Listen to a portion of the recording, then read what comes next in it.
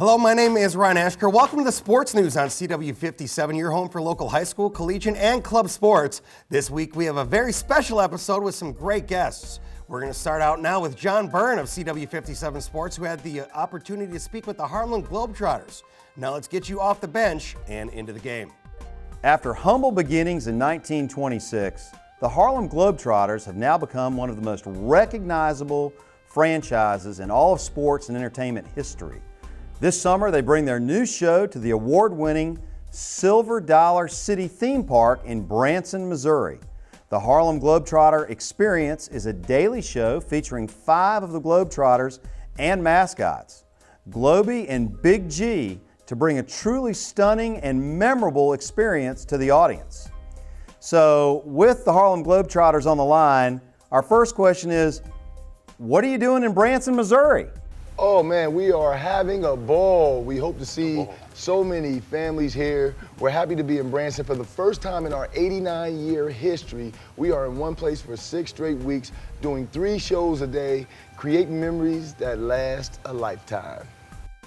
You know, when I was a kid, just to ad lib, I went to see you guys play in Fort Worth, Texas, and I had a great time doing that with great memories.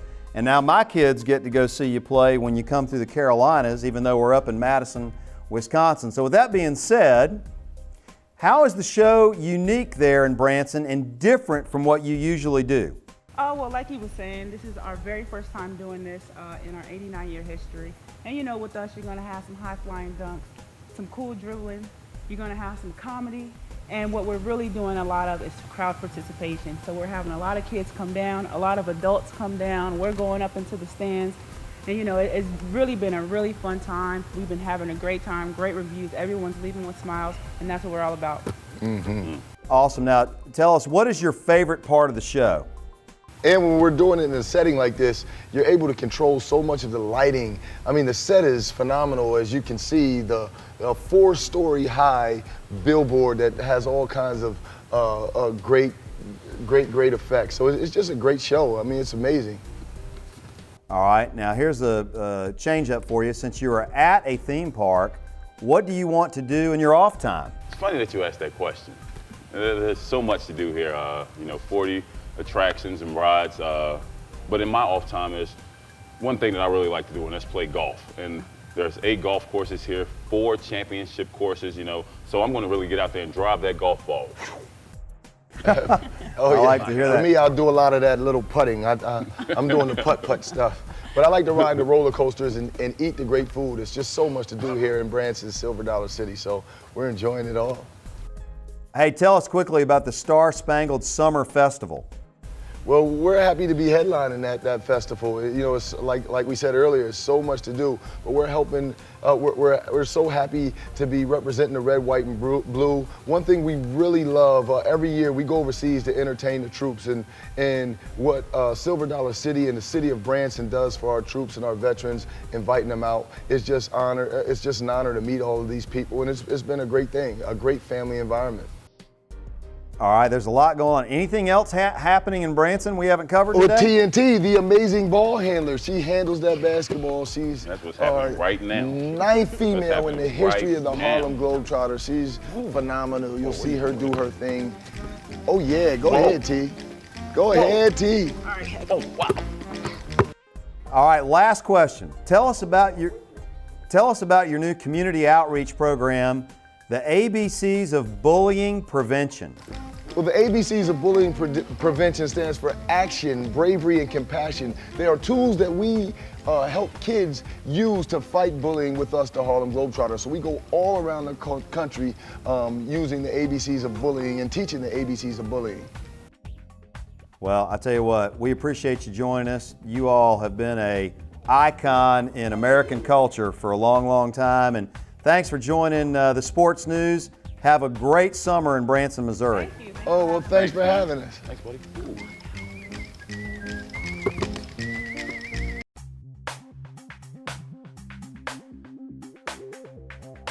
Hello and welcome back to the Sports News. Right now we are joined by our friend from Verona Baseball, Brad D'Orazio. Brad, thanks for coming back. How you doing today? Doing great. Thanks for having me back. Of course. So give us a recap. How did Verona end up with the 2015 season? Our past season was very successful. We finished 17-11, 10-8 in big conference play, tied for 4th place, and we made it to the sectional final game where we lost to the eventual state champion Janesville Craig. Wow, Janesville Craig had a monster team this year too, being able to go up against them. What was it like playing in that sectional championship game? And I believe that was the 2nd year in a row, correct? It was. For us to get back there for the 2nd year was one of our goals, and unfortunately we weren't able to win that game against Janesville Craig. But it was a tremendous experience, and it was a great day. I think all the players really enjoyed it, and hopefully they learned a lot to help us out for next year. Well, all in all, that is a very successful season, and as you mentioned, looking forward to next year. With that being said, what are your expectations for Verona baseball in 2016? We have a lot of returning guys coming back that helped us out this year, and we're really excited for next year. And I think that one of our goals would again be to get to that sectional championship game and hopefully be able to come out victorious and earn a trip to the state tournament next season. And with that, to take that next level, get to the state tournament, what are some of the keys or what are some of the ways your team can improve from this year to learn and take that next step in 2016? We're going to rely on a lot of the guys that we relied on this year and have a few guys that didn't play key factors step up next season. And I think one of the keys is going to be consistent hitting, which was troublesome for us a little bit this year in the championship game against Janesville Craig, and continuing to pitch well and continuing to play good defense. So if we can continue to improve on hitting and be a little bit more consistent, hopefully we'll be able to get over the hump next year. And as you mentioned, you're going to be depending on a lot of returning players. Now, with some of those players from your team, did we have anyone that was able to win maybe some conference honors, some state honors, some things like that this season? Absolutely. We had 4 players recognized that are in Big 8 conference honors. Our junior catcher, Ben Rortvedt, was named first team all-conference. Our junior pitcher, Keaton Knipple, was also named first team all-conference. Our freshman third baseman, Stephen Lund, was named second team all-conference. And our senior pitcher, Jake Toman, was an honorable mention Big 8 conference selection. That's a very successful season, and some guys taking home hardware, which is impressive. Now, moving on, you mentioned you're going to be depending on some younger guys that are coming up. Anyone we should be looking for with the Verona team next season? Yeah, I think that some of the guys that played a key role this year were 2 sophomores. They'll be juniors next year. Jacob Slonim and Tyler McClure played really well for us, and they'll be juniors next year. And another guy that came in and pitched in the championship game was a sophomore, Brad Laufenberg, and he'll be a junior next year too. So hopefully they'll be able to learn from their sophomore seasons and come back and contribute even more next year. Fantastic. Well, Brad, thank you for coming back to the Sports News today. Thank you very much for having me.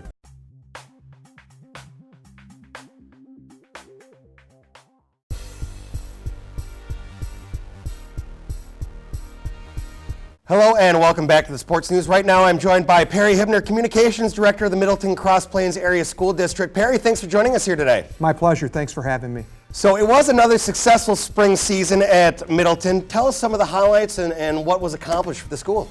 It was a very great season. So let's start with boys lacrosse. They won their first ever state championship down in Beloit College earlier in June. We had 2 teams take second place in state, both girls track up in lacrosse and boys tennis over at Nielsen Tennis Stadium. Boys track finished 4th up in lacrosse as well, and boys golf finished 5th over at University Ridge. So we were thrilled with the results. And also a state champion in tennis, I believe? Yeah, Jake Van Imberg, that's a great story. So Jake actually finished 3rd in the state meet in Division I as a freshman. But then this year he decided to head down to the USTA junior program and compete. We checked with the WIA because we were wondering if he'd be eligible if the season finished in time, and it did. So he had to sit out a couple of matches, but yeah, he won the Division I state title. It's our first ever state championship in singles. Didn't even lose a set during the season. Very impressive. Now, adding to that, we're working with Middleton to try to bring in more hardware. Talk to us a bit about your summer strength and conditioning program that I know is one of the best in the area. Yeah, we're very excited about it. This is actually at least the 4th year, and I know it's at least 4 because my daughter's done it for all 4 years, and she'll be a senior there this year. So we have 2 people, a wellness director, Steve Merlin, and then one of our high school Phi Ed teachers, Brad Brogeberg, who coordinate the whole program. We have more than 400 kids who participate in the summer. It's a free program because our booster club picks up the cost. The other thing that's really neat about it is we have a partnership with the UW Sports Medicine and Athletic Training. So they bring in 10 to 15 interns every summer who are working with kids on not only strength and conditioning, but doing things the right way, making sure you're lifting weights properly, making sure you're making the cuts the right way. So we found it very beneficial for all of our sports, not just football or basketball, but everyone.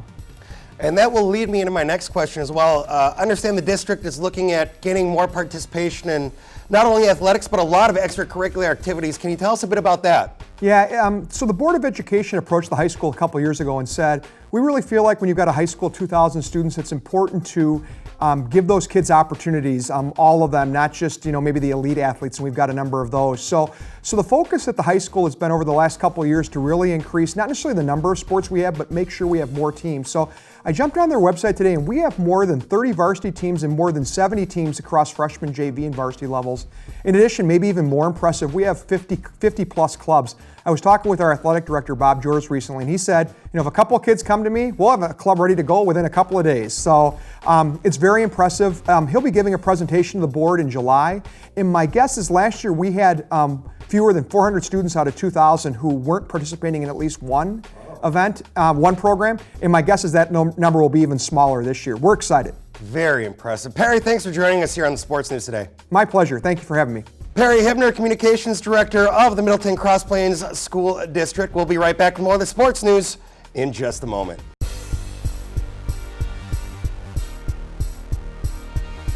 Hello and welcome back to the Sports News. Right now we're joined by Mike Gregory from Edgerton. He is the football and baseball coach. Mike, thanks for joining us here today. Thank you very much for having me. With baseball season fresh in the books, give us and our viewers a little update. How did the baseball team in Edgerton do this year? We had a great season this year. We finished 20-7 overall, 14-2 in the Rock Valley North, which was good enough to tie Jefferson for the conference title. And then we won the regional championship and advanced to sectionals this year.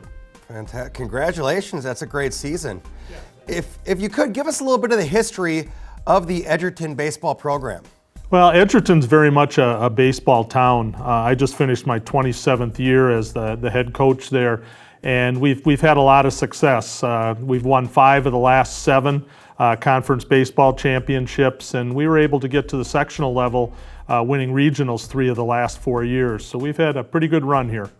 Now, on top of that, as I mentioned earlier, aside from being the baseball coach, you also double up as the football coach as well. I know all the players are getting ready for that in the weight room, ready to roll for another great season of football. Give us a preview of the season. How is Edgerton going to be looking on the field? Well, we've got a lot of kids to replace. We lost arguably one of the best running backs in the state, in Ricky Williams, who led the state in rushing just 2 years ago. He's graduated, but like high school, you've got to move on. We return 3 of our 5 starting linemen, so that's a good place to start, and we're excited about the year. Look forward to it. Now, you mentioned replacing a lot of guys. Who are some of the individuals we can look forward to watching for the team?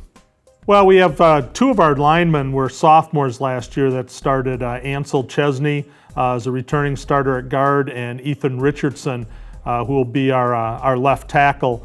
We also have Michael Rudd, who we're hoping will step in and kind of take Ricky's spot at that running back position, and we think he's going to be real good. Guys always have a really good running game, it seems like. Anytime you see an Edgerton game, you got a really good O-line, and then somehow you just are able to plug in running backs and be able to produce that way.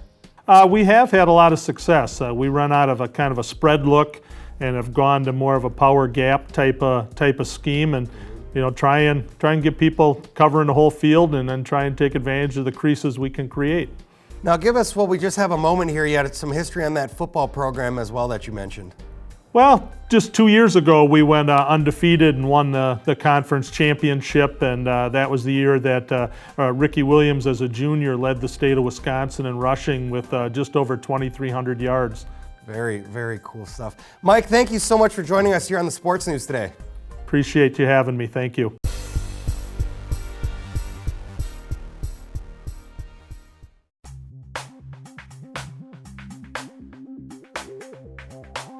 Hello and welcome back to the Sports News. Right now I'm joined by Eric Tresky, Mike Isiobu, and Bailey Gravold of Lakeland College, predominantly the football team. Thank you folks for joining us here today. Thanks for having us. So I want to talk about what you guys have been doing with the strength and conditioning program. Lakeland does that a little bit differently, so tell us a bit about that. Sure. I think the first thing that we'll talk about is the fact that we treat it like any other sports program. So I think what separates us is our game plan and the fact that we really focus on each individual student athlete. We do a lot of individual assessments and let that kind of set the trajectory for our programming moving forward. Really big on teaching movements. We want our athletes to understand the reason why we do what we do, and we found that to be very successful, and it helps us bring a higher level of intensity to what we do every day. Makes sense. Now, when you're looking at those training programs that, as you said, are a bit different, what is the typical look? If I was going to come to Lakeland and just observe one of the training sessions, how do those look? Sure. So we teach our athletes that we focus on movements, not muscle groups. So we start with some of the more intensive movements. For example, some agility movements, plyometric movements, or jumping movements. Our Olympic progression movements, so some of our cleans or jerks that you might be familiar with. We start with those because those are a little bit harder to execute, and then we transition into more with what a traditional strength conditioning program might do, some strength-based stuff. The highlight of it is our muskie challenges at the end. Our athletes work together in teams and do some really challenging stuff mentally and physically, but it's a big difference maker. What are some of the results you've seen from this program or this different approach? That's a great question. I think the two people beside me could tell you we've seen some big results in a short amount of time, and what we've really found is that our strength and power numbers have jumped quite a bit, and that's allowed our athletes to see some results as they move, sprint, change directions. Their body control has dramatically improved.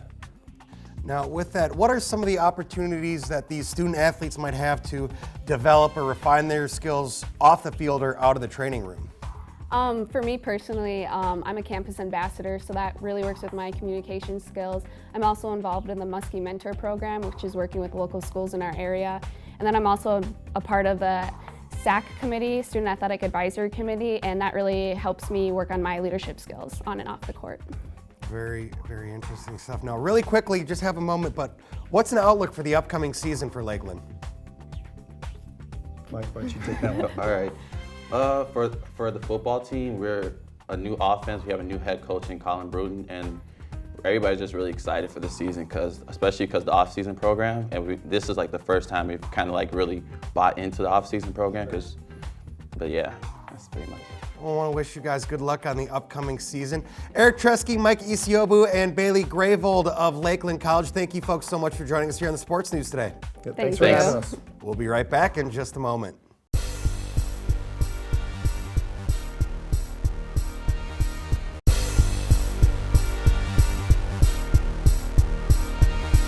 Welcome back to the Sports News. Right now we have a very special guest. He was a 2011 selection for the U.S. Soccer Hall of Fame and a midfielder who starred on the U.S. men's national team along with the LA Galaxy of Major League Soccer for nearly 2 decades. So the man knows his stuff. Kobe Jones is here to talk about several of the big games coming up in the NLS and how soccer continues to grow in America, along with some of the controversies that are going on in the sport right now. Kobe, thanks for joining us here on the Sports News. Not a problem. Happy to be here, Ryan. So right off the bat, I want to talk about Heineken Rivalry Week. What is that all about? Give us some information on what's going on in the world of soccer. Well, this is all about the best matchups within MLS in a 1-week span in this period. This is where Heineken has jumped on board as a sponsor for the Rivalry Week, which is very important. It shows the growth of the game right now. But it's about these matchups. It's about the Portland Seattle matchup in the Pacific Northwest for the Cascadia Cup. It's about who's going to be the king of New York when we talk about NYC FC and the New York Red Bull. And all these games are so important because it's right in the middle of the season. It's right at that point where teams kind of go one way or the other. They either climb the ladder or they fall. So kind of proving ground for these teams as we're looking at these big games coming up. Indeed it is. This is where they have to perform. Of course. So as we look at it, some of these big matchups coming up, some of these big games, big rivalries, is going to make for very exciting live games and television. Now, with the popularity of soccer picking up, especially right now with the U.S. women in the World Cup, how do you impact these games taking over kind of the overseeing or the continued growth of soccer for U.S. fans? Well, I think this all helps each other, be it, the games within MLS or the U.S. women playing right now, or the men, or even the youth national teams, the under-20s or the Olympic teams. It's all important because it helps grow the game in the United States. And for me, anytime a U.S. team does well, people pay attention. These are events. The Americans love an event, and it's the job of the powers that be, if we can grab onto that casual fan that's watching the event and turn them into soccer fans by showing them that day in, day out, week in, week out, that there are other exciting matches to watch. And you mentioned those casual fans and the ability to connect with the long-term fans or the hardcore fans. How does rivalry week impact that? How can some viewers get involved in that? Well, for the viewers, it's watch the games. You know, that's the most important part. It starts this Friday when Houston, you know, takes on FC Dallas. You know, that's where it goes in. Then it goes into Saturday and Sunday. You know, there's some big matchups. And really, if they want to, you know, they can hop online. They can go to Twitter and they can go to @HeinekenSoccer, you know, or they can go to HeinekenRivalryWeek.com to get more information. But for me, I would say talk about it. Tell your friends about it. See what team your friends like, and and see if you maybe can be the devil's advocate and just pick the other team and get your own little rivalry going. Make bets on it. Get your friends to go out and actually watch the games at your local sports bar, something like that. Make a good time out of it, like being a normal football game or something like that. Enjoy that soccer, that great sport that we have with Rivalry Week coming up. Exactly. That's the point. It's about getting together with people, and if you can interact, and talk and support, we couldn't ask for anything more than that. And now I want to ask you, while we have you on the line here, we're very happy to have you, Kobe Jones, here on the Sports News. But you've done a couple interviews recently where you were very outspoken about the controversies going on internationally with FIFA and some of that. How do you imagine that impacting the game internationally as well as here at home in the U.S.? Okay, a good question. I mean, I've been outspoken, and I think it's necessary to be. When you're talking about corruption, and there's been charges leveled against FIFA over the years, it's necessary, I think, to clean it up. It had never been proven, there had never been something shown and brought into light, but now it seems like there is. And if that's the case, that there are, issues like that there is corruption, then it needs to be handled. It needs to be cleaned up. How it's going to affect the game, at the highest levels, when we're talking about management, there will be some effect, but I don't think it's going to affect the players. It won't affect the players that the fans are watching day in and day out. That's just the passion for the sport. It's not going to affect the parent, that's taking their kid to the Sunday league. That's not going to happen. FIFA is that overarching like big brother, that I like to say, that is not going to have too much of effect on the day in and day out of the game. Okay.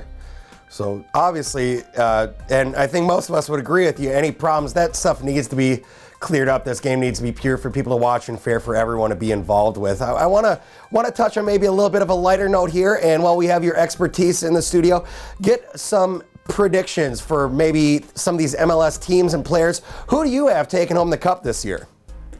Well, funny enough, I know I'm biased, being a LA guy, but I'm going to have to go with the LA Galaxy. Again, they seem strong. They're in a better position than they were last year at this time, and they're only getting reinforcements in. They're getting people like Robbie Keane back off of injury, Giassi Zardes international duty. He seems to be coming into form, and then when Steven Gerrard comes into the side, I think that's only going to strengthen their midfield where that was possibly their one weakness. Okay. And you heard it first. Kobe Jones got the LA Galaxy. Who do you got? Get your friends together. Watch Rivalry Week coming up for Major League Soccer. Kobe Jones, thank you so much for being here on the Sports News today. No problem. Thanks for having me, Ryan.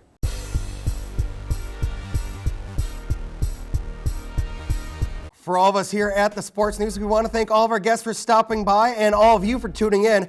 Once again, my name is Ryan Ashker, bringing you another edition of the Sports News here on CW57, brought to you in part by the Red Zone. We'll see you next time.